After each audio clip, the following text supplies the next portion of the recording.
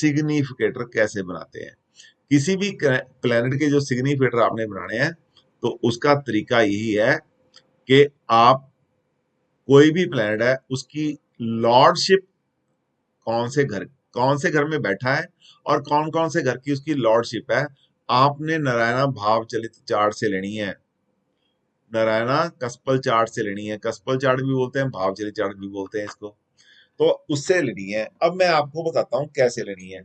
और जो aspect conjunction है वो हमने D1 से लेने हैं, और एस्पेक्ट और कंजक्शन हम के राहु और केतु में लेते हैं। राहु केतु के एक्सपेक्ट और कंजक्शन हम D1 चार्ट से लेंगे। कहाँ बैठे हैं ये हम सबके सब प्लैनेट्स के जो है वो नारायणा भाव चलित चार्ट से लेंगे। अब सबसे पहले हम बात करते हैं, सूर्य से शुरू करते हैं। सूर्य से शुरू करते हैं तो सूर्य से शुरू करते हुए हम आपको बताता हूं। हमने यहाँ पे सूर्य ले लिया,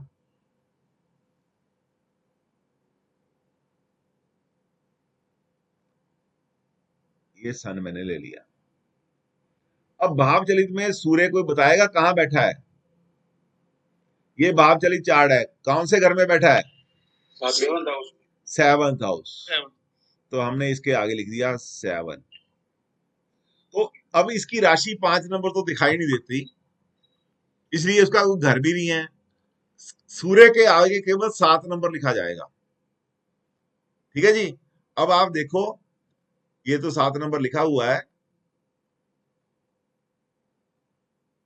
अब आप देखते हैं कि सूर्य यहाँ पे 7 नंबर है। राशि नहीं दिखाई देती मतलब क्या होगी, राशि खत्म हो गई है, 5 नंबर राशि खत्म हो गई। जैसे 11 यहाँ पे 11 नंबर राशि खत्म होगी, 5 नंबर भी खत्म हो गई। वो आपको कल क्लास में मैडम समझा देंगे, उसकी तरफ अब ध्यान ना दो, सिग्निफिकेटर सीख लो। राइट।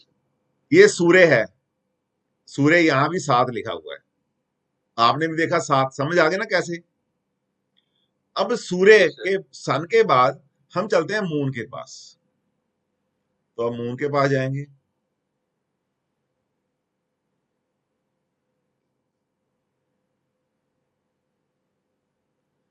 मून कहाँ बैठा है इस चार्ट में, 11वें घर में।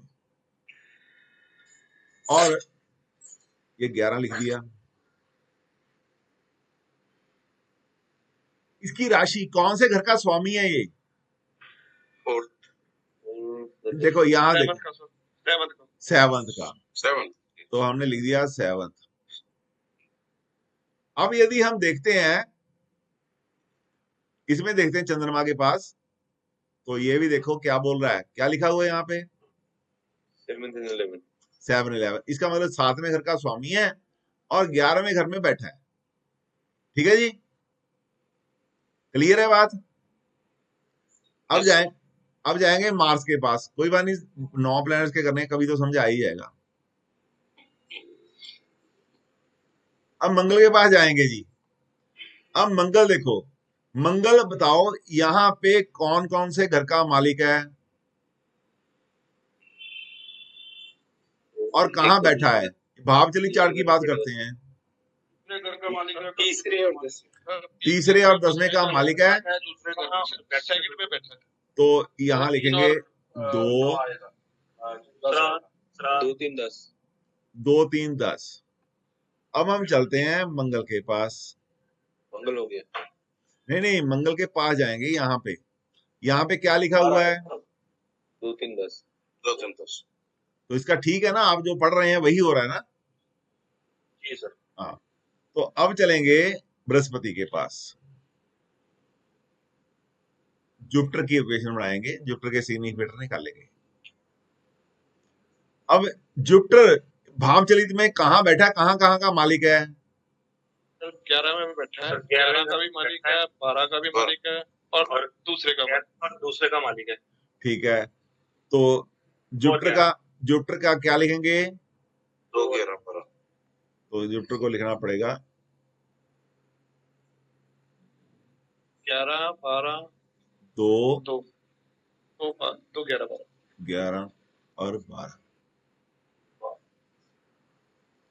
अब यदि हम वहां पे जाते हैं जुपिटर में, तो वहां पे क्या लिखा हुआ है 2 11 12। इसका मतलब आपकी कैलकुलेशन ठीक जा रही है ना। जी। तो अब जाएंगे सैटर्न के पास।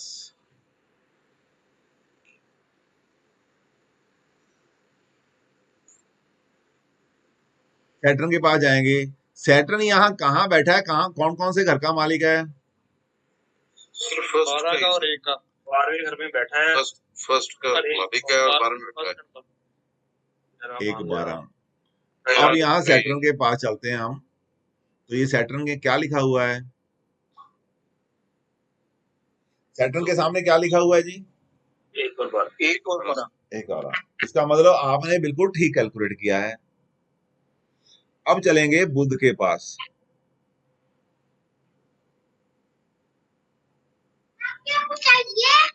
तो ये भाव चलित चार्ट में बुध कहाँ का मालिक है, कहाँ बैठा है? 7 का मालिक है।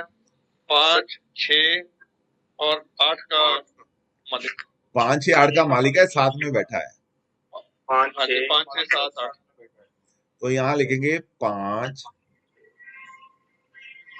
6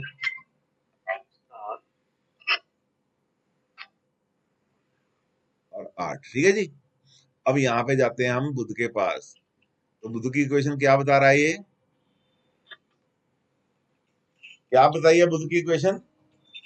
5 6 7 8। 5 6 7 8। अब जाएंगे हम वीनस के पास। बोलिए बेटे। में 5 कैसे आया?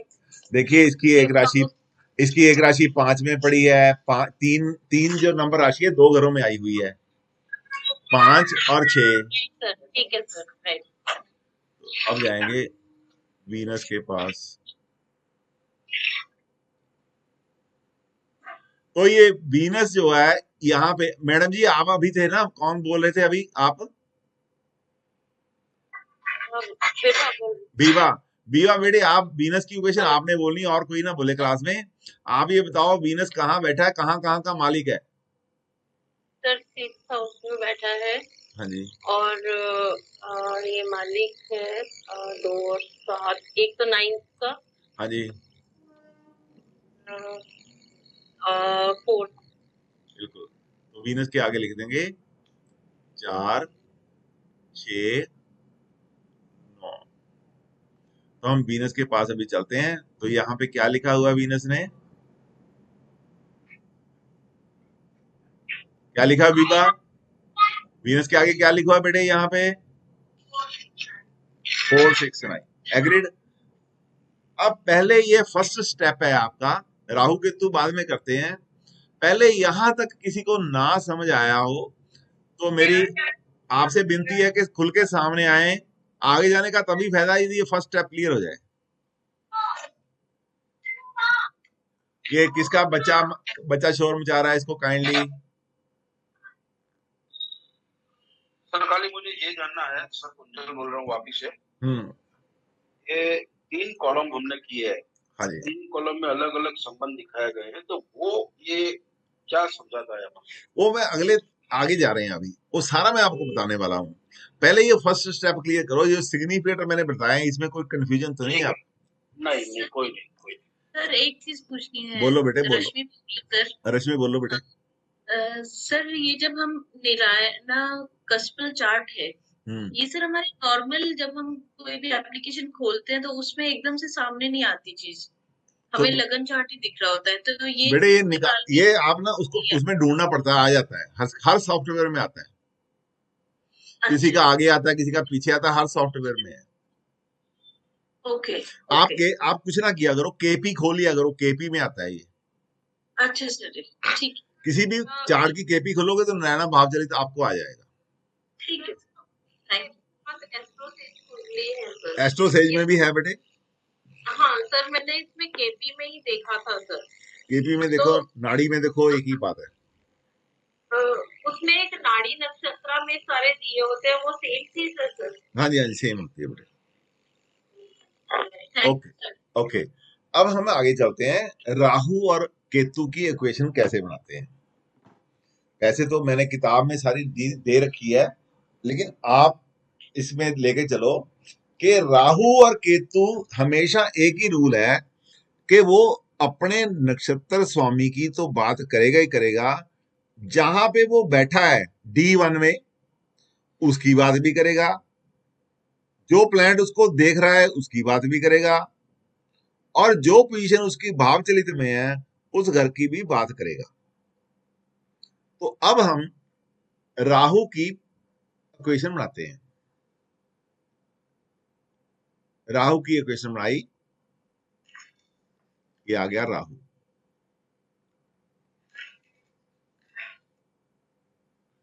राहु सबसे पहले हमने देखना है कि D1 चार्ट में देखेंगे कौन से घर में बैठा है। कौन से घर में बैठा है? कौन से घर में बैठा है? 6 हाउस में बैठ गया, ओके। और जो उसके साथ प्लैनेट बैठा है उसकी भी वो बात करता है। कौन बैठा है उसके साथ? Venus 469 plus Venus. बढ़िया बेटे, एडवांस जा रहे हो। बाकी को भी साथ में लेना है, इसलिए मैं यहाँ वीनस लिखूंगा। राहु को कौन सा प्लैनेट देख रहा है? कौन सा प्लैनेट राहु को देख रहा है? जैसे देखो वीनस, केतु को नहीं लेंगे कि बृहस्पति और चंद्रमा देख रहे हैं। बृहस्पति और चंद्रमा देख रहे हैं, ठीक है जी। हाँ जी, हाँ जी। तो हम यहाँ लिखेंगे जुपिटर प्लस मून, ठीक है बेटे। अब हम 6 प्लस वीनस का जो है वो लिखेंगे। क्या है वीनस का इक्वेशन? यहां से देख लो, 4 6 9 9। उसके बाद बृहस्पति का क्या है? 2 11 12 12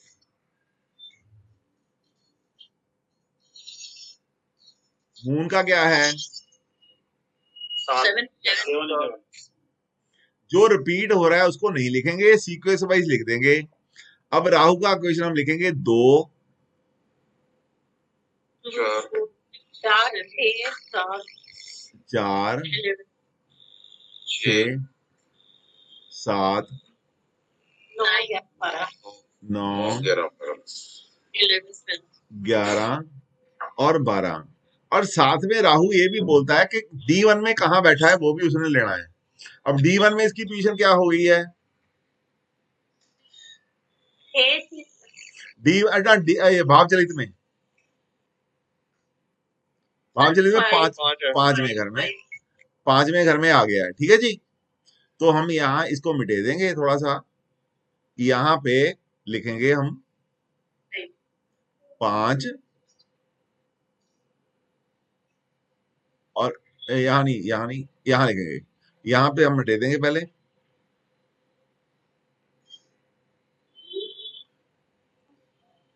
यहाँ पे हम लिखेंगे 5 एंड 6। अब देखो हम राहु के पास चलते हैं। प्लेसमेंट राहु की हमें दोनों चार्ट्स में देखनी पड़ेगी। दोनों। अब यहाँ पे चलते हैं, देखो 2 4 5 6 7 8 9 11 12, ठीक आ गया जी। ये 8 कहाँ से आ गया हमें देखना पड़ेगा। किसी को मिस तो नहीं हमने कर दिया? कोई और प्लैनेट जिसको हम मिस कर गए होंगे? क्योंकि 3 नंबर में है इसलिए। हैं जी? 3 नंबर मरकरी का होता है इसलिए तो नहीं। आज जिसके साइन में बैठा है, जिसके साइन में बैठा वो भी लेना है हमने। मरकरी में 8 है, बाकी सब तो कॉमन है। 8 मरकरी का लेना है जिसके साइन में बैठा है। तो यहाँ भी जिसके साइन में बैठा है उसकी भी हम लेंगे, ठीक है जी। तो ये हो गया इक्वेशन राहु का। सेम तरह से हम केतु की बनाएंगे। केतु की बना देंगे हम। यहाँ इसको मैं खत्म करता हूं पहले।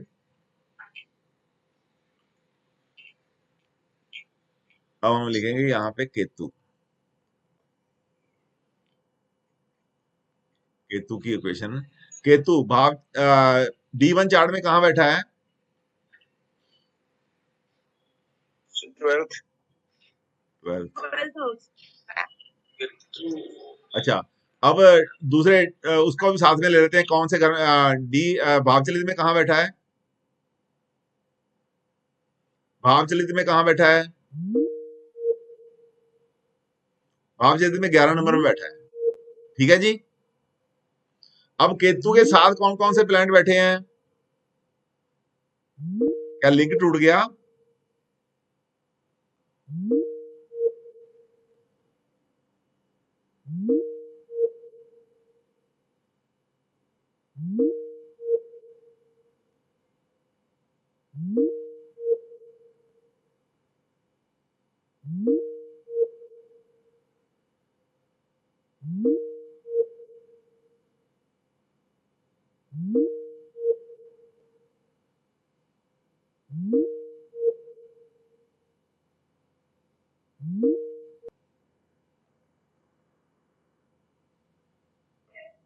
हाँ जी, शुरू हो गया जी।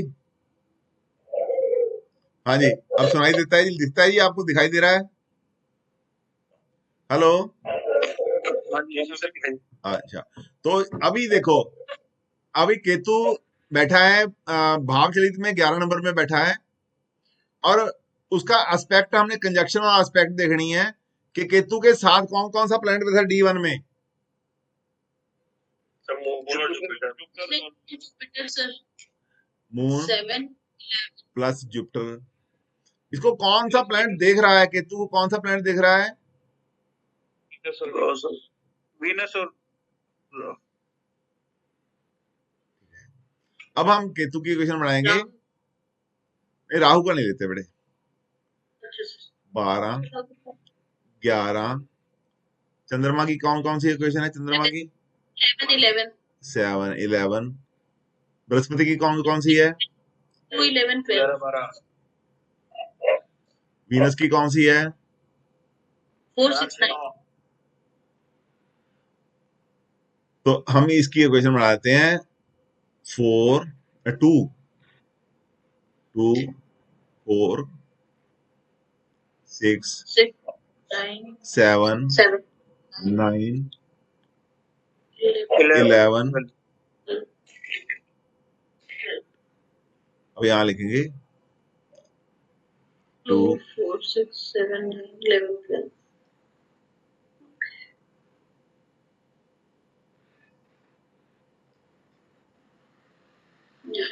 ठीक है जी। तो यहां भी आप इक्वेशन देखो तो सेम आपको ये मिलेगी। अब नेक्स्ट बात करते हैं। अब हमें प्लैनेट्स का पता चलता है कि प्लैनेट्स कौन से नक्षत्र में हैं और कौन से सब में हैं, जो अभी गुंजन जी मेरे से सवाल कर रही थे। वो कैसे देखते हैं हम? तो मैं 1 मिनट इसको साफ कर लूं, वो आपको समझा दूंगा। बोर्ड साफ कर लूं पहले हम।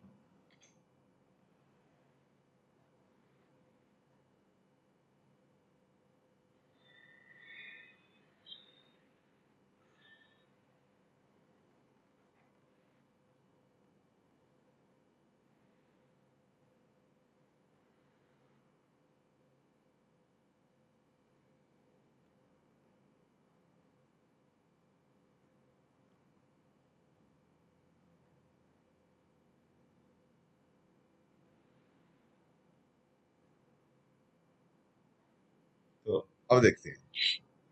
देखिए, हमें पता चला कि जो सूर्य प्लैनेट है वो बैठा है हमारा 5 नंबर राशि में 11.35 पे बैठा है।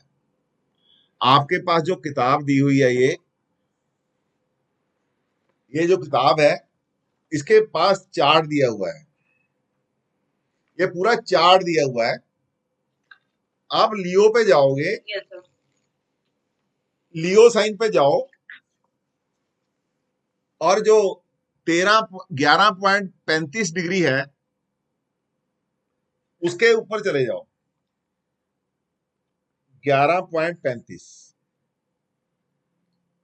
तो आपको पता चलेगा। तो 11 26 40 से लेके 13.20 तक जो डिग्री है वो केतु के नक्षत्र की है। तो हम बोलेंगे सन जो है वो केतु के नक्षत्र में है, केतु के नक्षत्र, ये प्लेनेट है,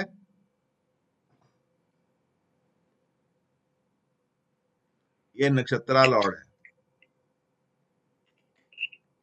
और पीछे लेंगे सब, इसको सब लॉर्ड भी बोल सकते हैं ऐसे, इसको हम बोलेंगे SL। और अभी आगे हम पढ़ेंगे, केतु के नक्षत्र में तो आ गया, तो अभी हम आगे देखेंगे कि जो सब लॉर्ड है उसका कौन है। ये जो डिग्री पड़ती है, ये आप देखो लास्ट डिग्री है, 11-26 से लेके 13-20 के अंदर आती है, लास्ट डिग्री बुध की है, लास्ट डिग्री बुध की है जो साइन पड़ रहा है। तो हम देखेंगे कि बुध के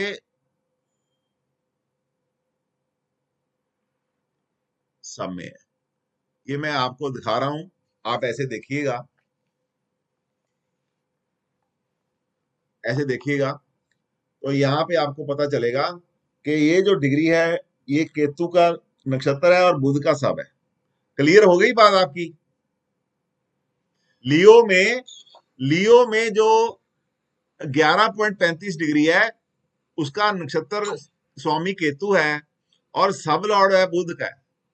अब क्या है, हम जो सन का है, सन के नीचे सन का लिख देंगे, जो सन की इक्वेशन थी वो 7 थी, हमने यहां लिख दिया 7। केतु की जो इक्वेशन है वो है 2, 4, 6, 7, 9, 11 एंड 12। बुध की इक्वेशन है 5, 6, 7 और 8। अब हम देखेंगे, अब जब पढ़ना कैसे है, तो हमने देखना है कि ये सूर्य जो है ना, ये पूरा सूर्य ये है, सूर्य 7वें घर में बैठा है या 7वें घर की बात कर रहा है, और अपने नक्षत्र के केतु के द्वारा वो दूसरे घर में भी टांग अड़ाने के काबिल है, चौथे घर में भी टांग अड़ाएगा, छठे घर की बात भी करेगा, 7वें की बात भी करेगा, 9वें की बात भी करेगा, 11वें की बात भी करेगा और 12वें की बात करेगा। और सब लॉर्ड के थ्रू 5वें घर की बात भी करेगा, छठे घर की बात भी करेगा, 7वें की बात भी करेगा, 8वें की बात करेगा। अब हमने ऐसे पढ़ना है, सपोज करो किसी की एजुकेशन की बात हो रही है, एजुकेशन की बात हो रही है जो आपने अभी पढ़ी हुई है, तो एजुकेशन में 4, 9, 11 बहुत बढ़िया है, 2, 4, 9, 11 और बढ़िया है। तो यहाँ पे देखो हम बोलेंगे सूर्य की दशा में, अंतरदशा में इसकी एजुकेशन बहुत बढ़िया जाएगी। ये एजुकेशन का है कंपोनेंट 2 भी इसके पास है, 4 भी इसके पास है, 9 भी इसके साथ है, 5 भी इसके पास है और 11वां भी इसके पास है, कंपटीशन का 7वां भी इसके पास है और हायर एजुकेशन का 8वां भी इसके पास है। तो हम ऐसे पढ़ेंगे।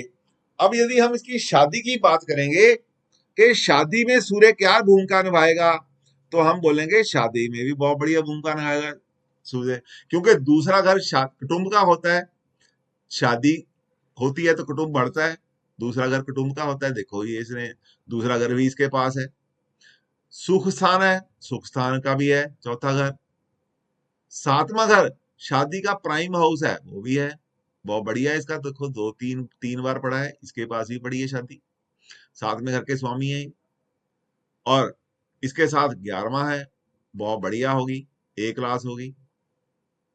2, 7, 11 शादी के कंपोनेंट होते हैं, दोनों बहुत बढ़िया हैं। अब इसके कैरियर की बात करते हैं, पैसे अच्छे होंगे कि नहीं होंगे, सूर्य पैसे देना चाहता है कि नहीं देना चाहता, तो दूसरा घर पैसे का होता है, दूसरा घर पैसे का होता है, दूसरा घर पैसे का होता है, तो हम देखेंगे पैसा भी, दूसरा घर भी है, पैसा भी इसके पास होगा, पैसा भी बन रहा है इसके पास भाई, बहुत अच्छा पैसा बन रहा है। और उसके बाद छठा घर काम करने के स्थान का होता है, वो भी बढ़िया जा रहा है, काम करने का स्थान भी इसको प्राप्त होगा। और पैसे कमाने का घर कौन सा? इच्छा पूर्ति का, ये भी इच्छा पूरी होगी। काम नहीं है सर, तो क्या काम करने का स्थान 6 और उसकी इच्छा पूर्ति 11, पैसे कमाने का स्थान दूसरा और उसकी इच्छा पूर्ति 11, और पैसे कमा के सुख स्थान पे लगाएगा, सुख स्थान भी है, इसका मतलब खर्चे का भी पैसे भाई, मेन बिजनेस का भी साथ हो गया। और यदि बिजनेस करना है तो बहुत ही बढ़िया जाएगा, 7वां बिजनेस है, पार्टनरशिप में भी जा सकता है। सर एक क्वेश्चन है। हाँ जी बोलो बेटे। सर पुनीत बोल रहा हूँ। हाँ जी बोलो पुनीत। सर जैसे अभी हमने पहले एग्जांपल लिया मैरिज का, हमने देखा कि 2 है, फैमिली सपोर्ट है, 4 है, तो मतलब हाउस पीस और डोमेस्टिक हैप्पीनेस आ गई, 7 मेन घर आ गया, 11 उसका गेन हो गया, फुलफिलमेंट ऑफ डिजायर हो गया। यहाँ पे हम अगर ऐसे देखें 6 भी है और 12 भी है, तो 6 को हम अभी बात सुनो, अभी बात मैं करता हूँ आपकी बात। 6 in the presence of 11 does not disturb the marriage. Here 6 signifies a good job or good profession और competitive ability, competition की ability ये 6 शो करता है। प्रोफेशन का जगह स्थान अच्छा है, ये 6 शो करता है। और आपके पास काम है, आपके पास नौकरी है, आपके पास कारोबार है, ये शो करता है। आप कंपटीशन बहुत बढ़िया लड़ सकते हैं, 11 है तो जीतेंगे भी और लड़ेंगे भी। स्पोर्ट्स की बारे में बात करें, 5वां घर स्पोर्ट्स का होता है, 6ठा घर आपके कंपटीशन की झील का होता है। आप एक अच्छे एथलीट बन सकते हैं। सूर्य एथलेटिक्स का मालिक है, सूर्य स्पोर्ट्स का मालिक है। सूर्य बोलता है यदि ये बच्चा एथलेटिक्स में चला जाए, यदि ये स्पोर्ट्स ले ले तो बहुत बढ़िया इसको बढ़ा दूंगा, ये कंपटीशन में बहुत जीता करेगा, क्योंकि 6ठा घर जीतने का है, कंपटीशन का है, 11वां उसके जीतने का है, 5वां घर स्पोर्ट्स का है, अच्छी सेहत का है, बहुत अच्छी सेहत जाएगी। और यदि कंपटीशन लड़ेगा तो इसमें कंपटीशन की भावना बहुत होगी और उसमें जीत भी इसको प्राप्त होगी। तो इस तरीके से हमने सूर्य को ऐसे इकट्ठे करके पढ़ना है, ना कि हमने सूर्य को किस्तों में पढ़ना है। सूर्य 7 नहीं है, सूर्य 7 भी है, सूर्य 2 भी है, सूर्य 4 भी है, सूर्य 6 भी है, सूर्य 8 भी है, सूर्य 11 भी है, सूर्य 12 भी है, सूर्य 9 भी है। ये सूर्य इकट्ठा हो गया। हम वैदिक में सूर्य को पढ़ते हैं, सूर्य 7वें घर में है, बस। सर तो 4, 8, 12 का सर वैदिक में हम तो पढ़ते हैं सूर्य 7वें घर में है और वो उसका मालिक 7वें घर का मालिक जो मतलब चौथे का स्वामी है। बस बस बस ऐसे पढ़ेंगे, लेकिन यहाँ हम ऐसे नहीं पढ़ेंगे। अब 4, 8, 12 कोई पूछ रहा है, कौन सा पूछ रहे हैं? पूछ रहा हूँ सर, कुंजल साहब, मैंने आपको पहले बताया 4, 8, 12 यहाँ इन द प्रेजेंस ऑफ 11 नहीं है, बुरा नहीं है। 11 हर चीज की अच्छा है। 4, 8, 12 इन द प्रेजेंस ऑफ 11 बुरा नहीं है। यदि 11 यहाँ से हम इस 11 को खत्म कर देते हैं, फिर मैं पढ़ के सुनाता हूँ पत्री आपको, ये 11 मैंने खत्म कर दिया। अब जो भी बात करेंगे, अब शादी बहुत खराब है, क्योंकि 6 और 7 आ गया, सफोकेशन और humiliation in marriage. Here 6 house gives suffocation in marriage. यहाँ suffocation in marriage, 6 is suffocation in marriage. 7वें का 12वां आ गया, 12th from 7th। 8वां घर humiliation, obstacles, hurdles, obstacles, police, डॉरी। 12वां घर 7वें का नाश आ गया, 6 करके अब 6 आ गया, 6, 12 मतलब शादी का नाश। उसमें आपको ह्यूमिलेशन भी मिलती है, हर्डल्स भी हैं, ऑब्स्टेकल्स भी हैं, पुलिस भी है, डॉरी भी है, सब कुछ है, ठीक है। अब 5, 8, 12 आ गया। अब ये प्रेम संबंध वासना से भरे हुए आ गए, वासना से भरे हुए प्रेम संबंध, 5, 8, 12। अब 6, 8, 12 आ गया तो ये जगह का खोना, काम की जगह का खोना। अब ये केस है तो हारने का केस आ गया, केस हारेगा। और ये पारिवारिक सुख है। चौथा घर परिवार के सुख की हानि 12वें के साथ, दूसरे के साथ धन की हानि। इस तरीके से हमने सूर्य को पढ़ना कि सूर्य हमें ये देगा। केवल यहां पे आप ऐड करो 11 और इसके मजे लो, फिर ये मजे आ गए। 11 क्या है? 11 क्या है? 11 खीर बन गई, खीर के ऊपर डाली हुई शुगर है,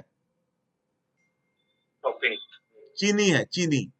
यदि 11 डाल दो, 11 को खत्म कर देंगे तो ये समझ लो कि शुगर फ्री चीनी है, तो ये खत्म कर दो, समझ लो शुगर फ्री खीर है।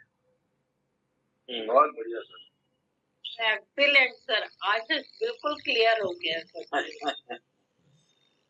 आपको आना चाहिए। मेरा काम करने का फायदा तभी है यदि आपको समझ आए। मैं आपको केवल क्लास अटेंड करने के लिए पढ़ाने नहीं आता। मैं आपसे बहुत उम्मीदें रख के बैठा हूं कि आप मेरे रेप्लिका बन के समाज में जाओगे और लोगों का मदद करोगे, खूब धन कमाओगे, पैसा भी कमाओगे, शौहरत भी साथ में कमानी। पैसे तो ना कोठे पे जो डांस करती हैं लड़कियां, उनके पास भी बहुत होते हैं। मुझे उस दिन मजा आएगा कि आप में से कोई किसी के पास, मेरा क्लाइंट गया, वो मुझे बोले आपके स्टूडेंट के पास गए थे जी, उसने मजा ला दिया। उस दिन मेरी छाती, सीना चौड़ा हो जाएगा। आपको पढ़ाने का मेरा मतलब है कि आप दुनिया में अपनी खुशबू फैलाओ, अच्छे वाली। ठीक है जी। जब तक आपको समझ नहीं आएगा मैं आगे नहीं चलूंगा। जब तक आपको आप जो जितना मर्जी 1000 बार पूछो, 1000 बार। सर जैसे इसमें प्लैनेट, नक्षत्र, लॉर्ड एंड सब लॉर्ड तीनों में 7 कॉमन है, तो उसका इफेक्ट ज्यादा हो जाएगा। 7 बिल्कुल ज्यादा हो जाएगा बेटे। जो प्लैनेट के पास ही बैठा है, नक्षत्र के पास ही बैठा है, सूर्य के पास ही बैठा है, इसका मतलब क्या है कि ये पत्री शादी के लिए बहुत इंपोर्टेंट है। सूर्य तो चाहता है कि शादी आज ही कर दो बच्चे की। अब यदि तो यहाँ पे इस हालत में तो नहीं करने देगा, इस हालत में शादी कर दो, बर्बाद करके छोड़ूंगा। जब यहाँ पे आ जाएगा 11,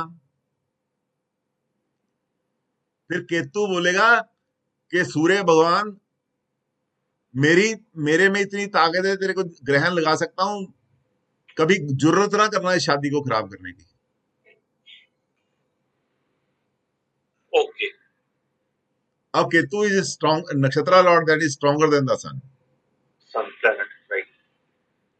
ठीक है जी।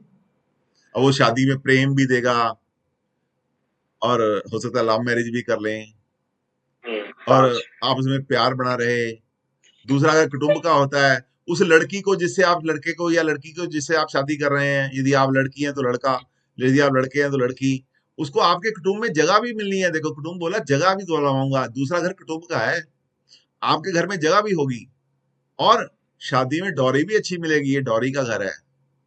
और पारिवारिक सुख, आपको आपके आंगन में जो सुख होता है ना, जहां बैठ के इकट्ठे चाय पीते, खाना खाते हैं, चुस्कियां लेते चाय की, वो भी सौहार्दपूर्ण, बहुत ही बढ़िया, एक क्लास। और सूर्य है ना, गरिमा बना के रखेंगे सारे, शादी की गरिमा होगी। सब बोलेंगे यार उसके घर में शादी हुई है, बहुत ही बढ़िया चल रही है। 12वां, यहाँ 12वें का क्या काम होगा? यहाँ 12वां आपकी सुख सुविधा पे जो पैसा खर्चा होगा उसको, उसका प्रतीक है। चौथा घर सुख सुविधा का है, गाड़ियों का है, बंगलों का है, ये वहां का ज्वेलरी का है। चौथा घर अच्छे कपड़ों का है, आपकी ऐशो इशरत का सारा सामान, परफ्यूम, जो अच्छे अच्छे गहने, ये उस पे होने वाला खर्चा है। ये वो खर्चा है जो आप अपने सुख सुविधा पे खर्चेंगे। अब आपको आज का जो आपने पढ़ा है, इंट्रोडक्शन, आपके पास वीडियो है, उसको देख लेना, बार बार देख लेना, आपको समझ आ जाएगी। आज जो सिग्निफिकेटर है, मेरे आशा है सारी क्लास के समझ आ गए होंगे। क्या समझ आ गए हैं? जी सर।